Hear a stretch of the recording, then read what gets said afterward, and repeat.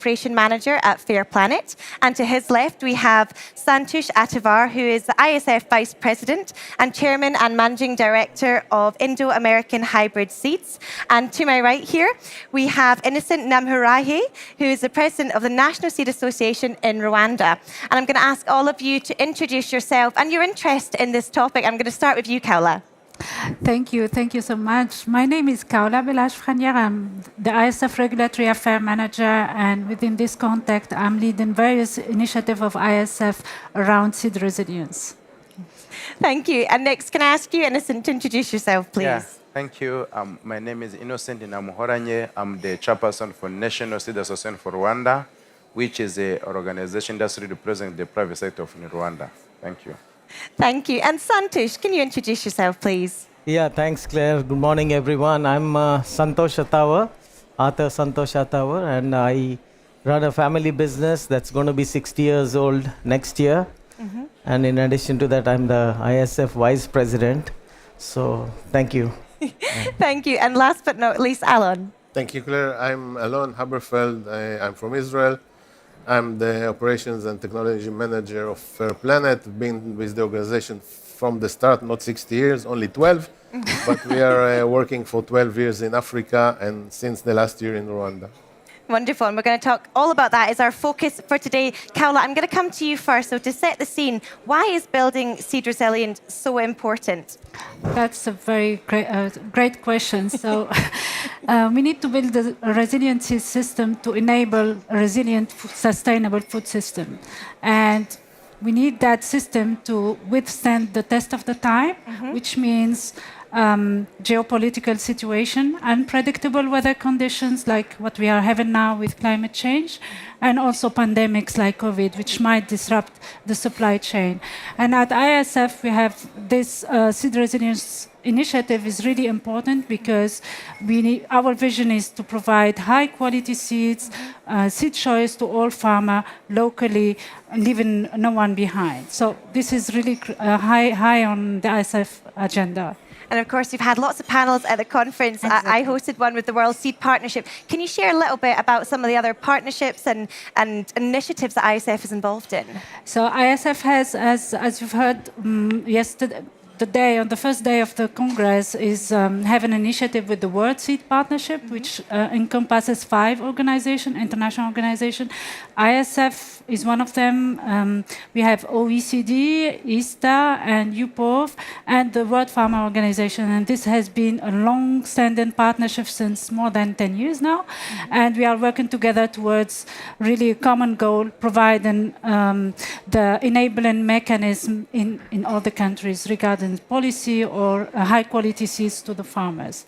And then the other initiative that we are having, which I don't know whether, it was mentioned yesterday through the panels on private-public partnership, is the partnership that we are having with CGIAR, is to bring those varieties into the hands of farmers. But of course, today we are talking about the Seed Resilient project in Rwanda. And Innocent, I'm going to come to you on that one. Why do you think Rwanda was chosen for the ISF project? Thank you, and a very good question. First of all, number one, Rwanda is the country where the development is going so fast, allowing the people to do the business easily. You can open a business in 6 hours, you get the license. There is a difference incentive. There is no visa required to enter in the country. The whole African and from out of Africa, you get it on arrival, and we are promoting the technologies where everything can be doing it quickly. So when it comes to agriculture industry, one, we like the best for our farmers. We very quickly influencing or developing the regulatory framework where we are adopting international accreditation like ISTA and the OECD, UPOV as well, to be able that all the company can do the business easily. We are welcoming everyone to come to partner local and international or regional to be sure that you can produce the product you sell local and internationally. And also we want the best for our people, for our farmers, either for local and international. We initiated the public-private partnership and the development partners where you bring everyone on board to be sure that what we are doing in the industry is really what is needed. And the secondly, to be sure that the coordination effort for everyone is contributing to the total ecosystem of the agriculture, but also to be sure that we are delivering to what the investors, what the people they need. But again, we have the private sector which is willing to support the farmers, to be developed, to be sure that the seed company cannot grow if the farmers are not grow. Thank you. And Innocent, can you explain a little bit about the roadmap which NASR is currently implementing? Yeah, roadmap is an extensive document where we analyze the current development of the seed industry. Then we develop the roadmap to address all those issues. Where we started on a regulatory framework. First of all, the first question the company asks when you want to enter in the country, what are the IP proprietary registration? Number two, what are the infrastructure we have to export its seed if you go to produce maybe Rocco? Number third, are you aligned with international accreditation, Eastern, the OECD, and so on? So all basically we take in the place, we set up the working group, which have different local, regional, international experts to address those points. And also we bring different partners, we bring a CGR on board to be sure they have enough expertise to support all the city companies, the people to develop the different strategies. We bring international financial institutions like African Development Bank to support the technologies initiated in the seed industry to be sure that it is serving to the people. Yeah. Also, we bring together the commercial bank to know the value of agriculture, where they cannot the business or the financial institution. The bank entering to the whole agriculture seed value chain, even to the whole agriculture, even in the research, to be sure that most of the bank they have an issue. If I give you the money, you not be paying me back. So the bank are developing technology with the seed companies to be sure that they can control the seed actors, and we bring as well, the last we have the Congress where we invite all those international institutions, world seed partners to come up to help us to how Rwanda, we are weighing, how can we be aligned with other countries who has been developed like South Africa, or how Rwanda can be a country, the hub of the seed production and the export of the seed, and how the Rwanda farmers can produce it for themselves, also the export, to be sure that they have profit, also how they can do the business for long-term sustainability. Thank you so much, Innocent. And Santosh, I'm going to come to you next and ask, why did your company join the project? Yeah, we were very much interested in this project because of our background of working with the smallholder farmers in India right from the early 70s. And we did a lot of work in extension, reaching out to the farmers when literally cultivation techniques were non-existent or very outdated. So we had that background, and that's part of our DNA. And as we had that expertise, and we are a research-driven company with a lot of products like hot peppers, sweet peppers, and numerous other products suitable for the tropics and subtropical regions. And we thought we could participate and evaluate our products and see if the farmers and the market likes it, and if it's suitable in general. Yeah, that's one of the reasons why. And secondly, it's part of, as mentioned earlier, the resilient movement. So where we try to, develop products that are high output per unit area, because smallholder farmers require higher yield and output per unit area, quality seed. And we also have one of the earliest private ISTA labs in Asia in our company from 2003. So putting all this together, we thought that we could partner and contribute with the quality seeds. Yeah, that's the main reason. And the Seed Resilience project in Rwanda, this is quite unique, isn't it, in the way in which this is happening? Can you share a little bit more about that? Yeah, what we are doing at present is we are trialing our products along with several other partners, and that's being evaluated with Alon on Fair Planet, and it's a very good platform where you can really, everyone's open to exhibit their products and then see how they are grown, the cultivation technology, which is very current. So I think this is what one needs to do, is to expose the best technology to the farmers and let them make the decisions. So, and it kind of, since I'm the ISF Vice President, it really made sense for me to be a part of it. So that's the reason why we chose to do it. Yeah, so these two hats, one is the ISF Vice President and then one is the company. And I felt there was a resonance between what we do and what was expected to be done in Rwanda, as mentioned by Innocent, yeah. And you were saying, of course, that you've been working on the ground with smallholder farmers in India. So Yeah. what have you learned from this experience that will support you with the Resilience Project in Rwanda? Right now, the evaluation is on with the products, and there are some good results coming, and soon they'll be put together and compiled, and at that position, maybe at that time, we'll be in a better position. But I see some green shoots in terms of adaptability. Yep. So we are looking forward for the results, and then we'll decide, yeah. Well, coming to you, Alon, next. This has been happening for 6 months on the ground in Rwanda. Can you share an update to everybody on what has been happening? Be sure to stop me when you need, because I can talk about it We've for got a an clock. hour. So I'll watch I will look at the clock. We started October. We planted 7 trials, 5 in open field, 2 in greenhouses. Local varieties, international varieties, OPVs, hybrids, everything, because we need to give the farmer choices. I will not name all the partners. I see some of them here, but since I'm sure going to miss someone, I will not name all of them. But Santosh is here, and so are others. But the results are amazing. I was amazed to see the results. We've been doing it in Ethiopia since 2012 and in Tanzania since 2019. And we never had such good results in any of the countries. We have in every crop, apart from greenhouse tomatoes, which are a challenge in Rwanda, all the rest we have excellent crops, excellent varieties that can be suitable for the smallholder farmers.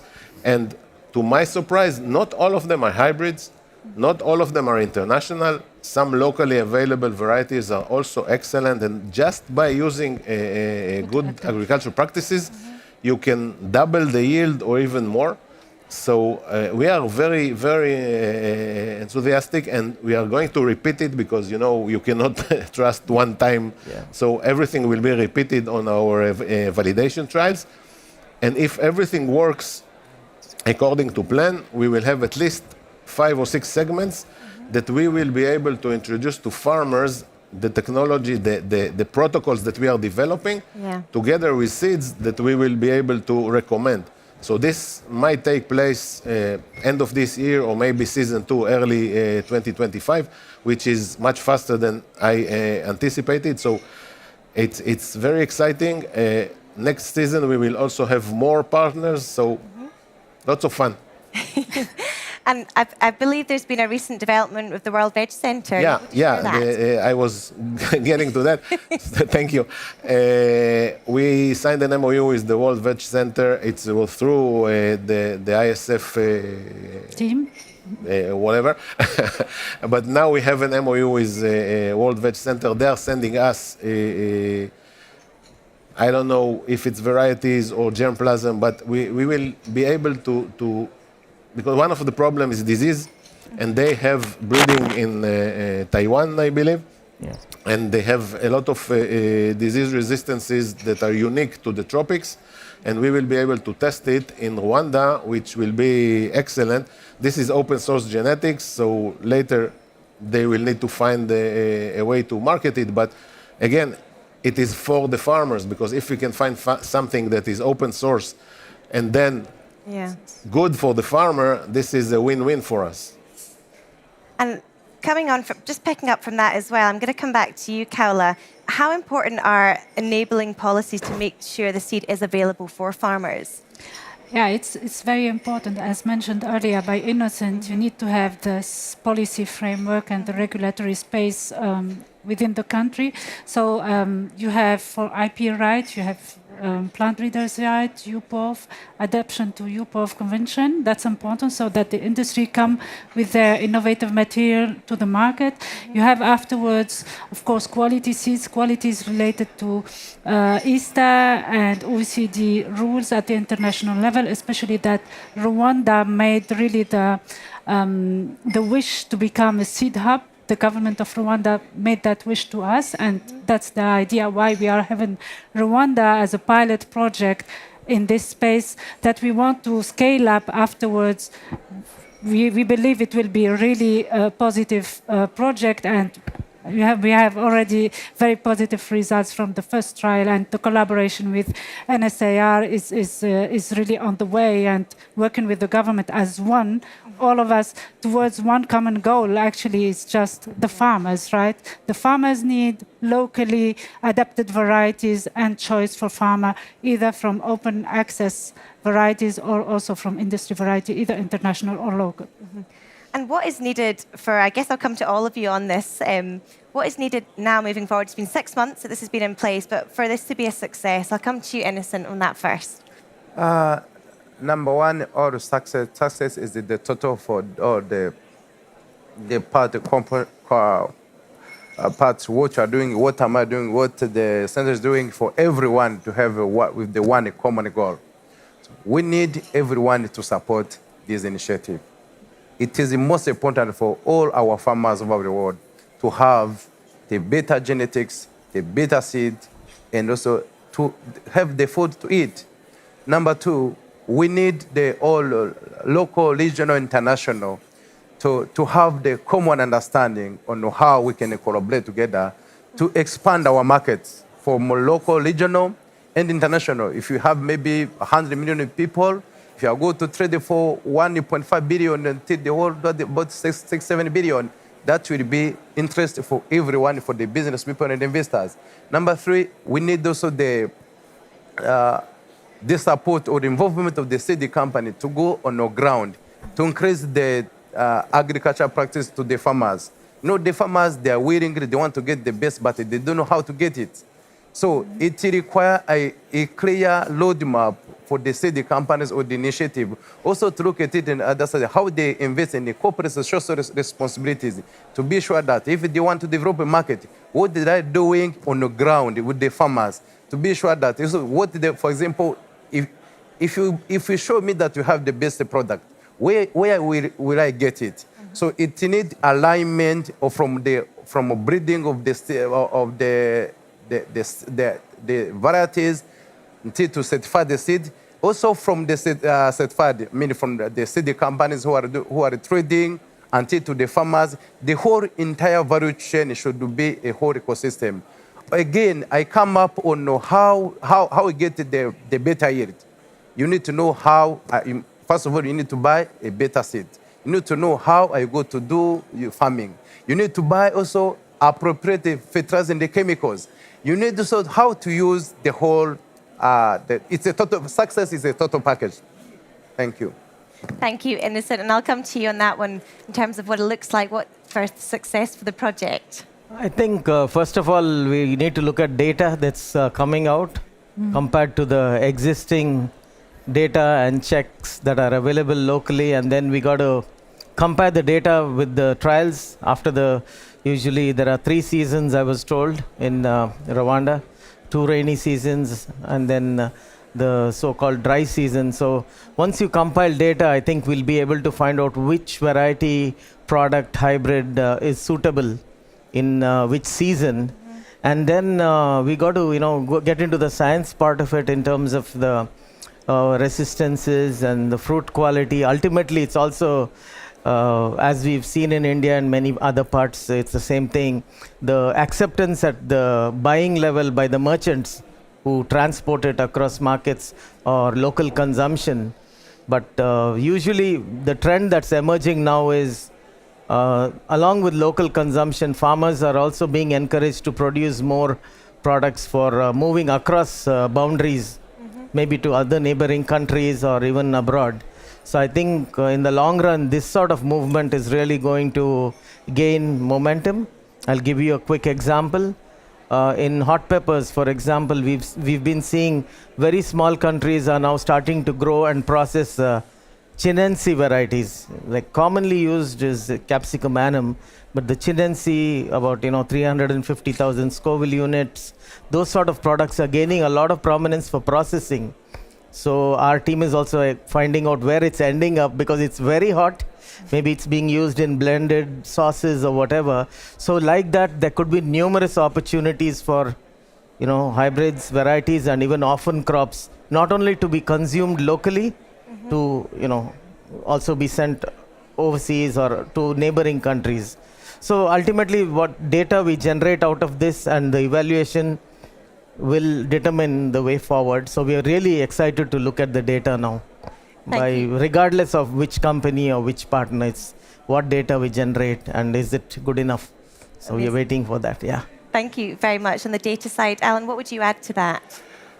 Well, we have to remember this project has two legs to stand on. One is the genetics, the other is the training.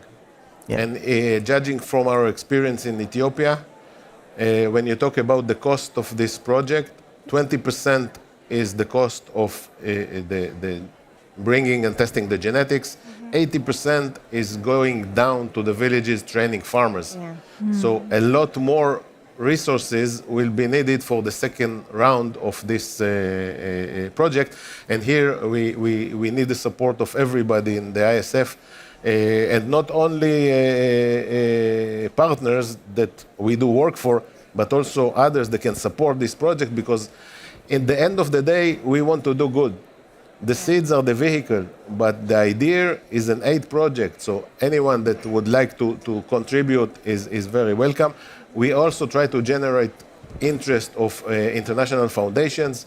We are talking to AGRA, we are talking to USAID, we are talking to others that might help in the second part, but the second part is coming fast. By the end of this year, we will be able to go down and train villagers, train farmers in I was told there are 400 different regions of Rwanda that produce vegetables. So getting there, wow, not easy. Yeah. So, well, it's not Ethiopia where they have thousands, but even Rwanda is a small country. You need to get to 400 to 800 different locations, which is not easy. It will cost a lot, and we are now developing the resources. And of course, enlarging the background, the genetic background, the genetic basis, because there are so many different climatic changes, and you need dry season varieties, wet season varieties, hot weather, cold weather, mainly mountains, but also valleys. So there are different climatic conditions that we need. At the moment, we work with 6 partners, which is nice, but there are hundreds of them here, and maybe more of them will be able to join us, and then we can broaden the bases and find them the suitable and perfect varieties for every region.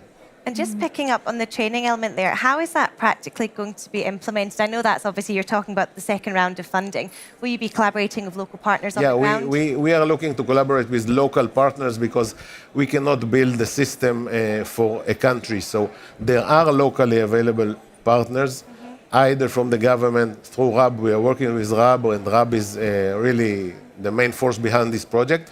And they have access to the villages. There are NGOs that are present, like AGRA, like One Acre Fund.